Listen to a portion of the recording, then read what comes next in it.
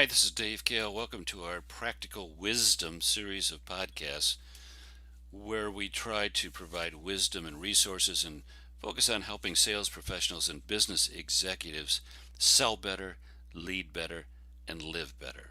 Hi, this is Dave Kahle. Today I'm talking about qualities of a great business leader. And we're gonna look at the second of a number of qualities that I believe are appropriate, and that is the ability and propensity to learn.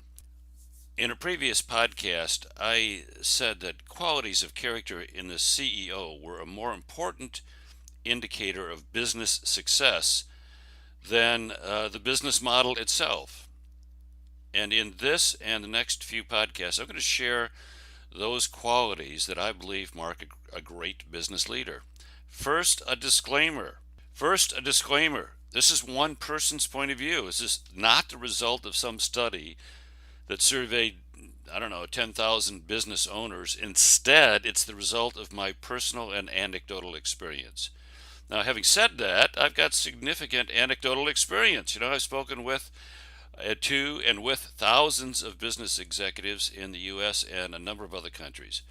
I have personally and contractually worked with over 400 of them, and so I believe, achieved a breadth of experience in the world of business that, coupled with a touch of wisdom, has a validity of its own. Now, with that disclaimer behind me, let's tackle the subject. Here's my nomination for the second character trait that I believe is important for business success, and that is, quote, the ability and propensity to learn. Let me repeat that, the ability and propensity to learn.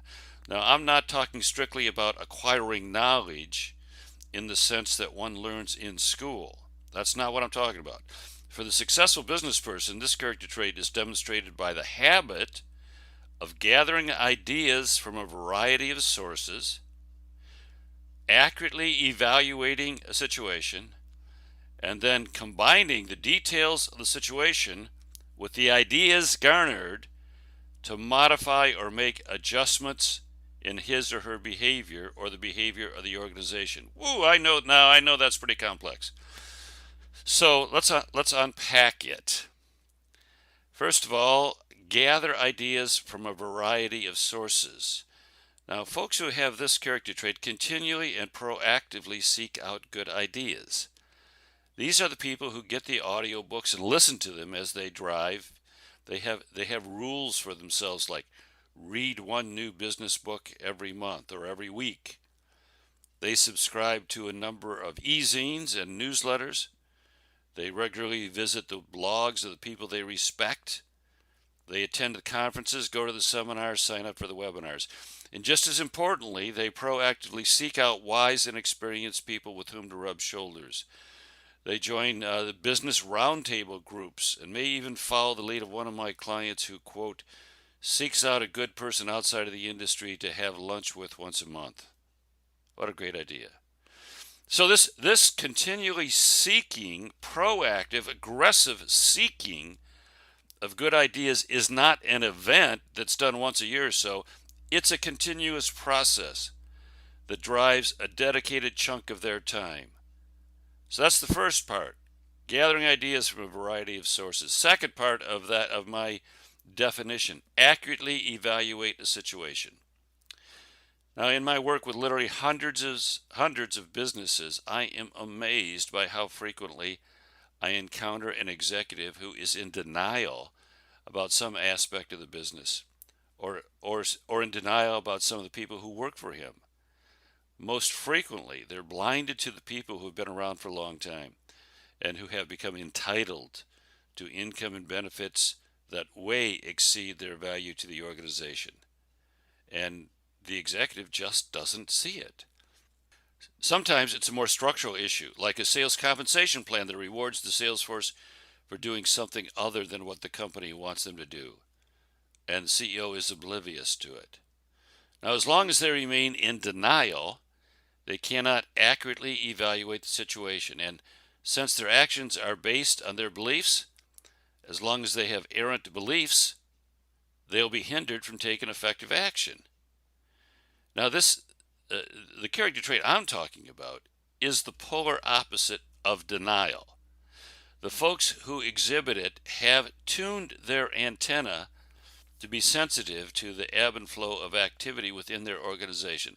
They typically have a dashboard and a set of measurements which alert them to the flaws in their systems and problems with their people. If they detect a potential issue, they tackle it with an open mind. They are not so enamored with any person, any idea, or any process so as to blind themselves to a potential solution. They solicit input from a variety of sources and lead the effort to make changes on the basis of a sober analysis of the issue. They see their situations, the business and the people within it, accurately, and they prioritize their involvement on the basis of their insights. That's the second part. Let's go to the third part of my definition. They quote, combine good ideas with the details of the situation to make changes in behavior, both personally and organizationally. That's a little complex. Let me repeat that. They combine good ideas with the details of the situation to make changes in behavior, both personally and organizationally.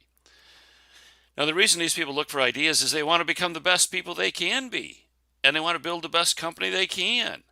That requires behavior change. You can't be content with the status quo if you want yourself or your business to become better. The ultimate expression of the ability to learn is the change in behavior of the individuals and organizations that results. The measurement of learning is the change in the behavior of the people and the systems involved. If there is no change, then no one has learned anything. If there's lots of positive change, then people are learning. So it's not unusual, for example, for someone to come up to me at the end of a seminar and say something like this: "Oh, really good stuff, Dave. I learned a lot."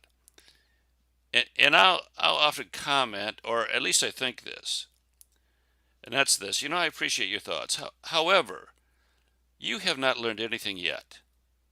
You won't know that you have learned until a few weeks down the road when you're acting differently. If you don't change your behavior in positive ways, you will have learned nothing. For adults on the job, learning without behavior change is impotent. We're living in a world where the pace of change is unprecedented in human history. Our jobs, our companies, our lives are changing more rapidly than at any time in the past. The only sustainable response to a rapidly changing world is changing ourselves and our organizations at least as fast as the world is changing around us. Let me repeat that. The only sustainable response to a rapidly changing world is changing ourselves and our organizations at least as fast as the world is changing around us. Picture a mouse in a maze. The mouse who can learn from his actions only bumps into the dead end once or twice. The next time he tries turning to the right or to the left to avoid the brick wall in his path. While the mouse who can't learn drives again directly into the wall blocking his path. The ability to continually seek out and take in good ideas, to soberly and objectively consider the situation, and to change behavior based upon the personalities and the intricacies of each situation, that requires the ability and propensity to learn. And that is a rare and precious character trait. In every market segment, in every business type, it is the learners who eventually rise to the head of the pack. That's why it's on my list of the qualities of a great business leader. Okay? That's it. We're done. Bye-bye.